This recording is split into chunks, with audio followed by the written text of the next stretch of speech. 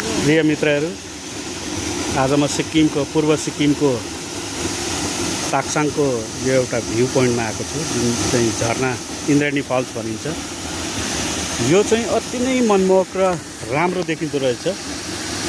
मलाई थाहा थिएन, म पहिलेदेखि नै आइरहन्थेँ, तर यो दृश्य हेर्ने चाहिँ आज मलाई मेरो भाइहरूले लिएर आएका छन्। म अति खुसी छु। अति राम्रो छ, मनमोहक छ। म तपाईँलाई सबै दृश्य कैद गर्ने कोसिस गर्नेछु। यो गायत्री भाइ, खेमु र टेकु छ। यिनीहरूले यही केटाहरूले चाहिँ मलाई सन्तुलाल होमस्टेको चाहिँ ओनर पनि हो, चालक पनि। यता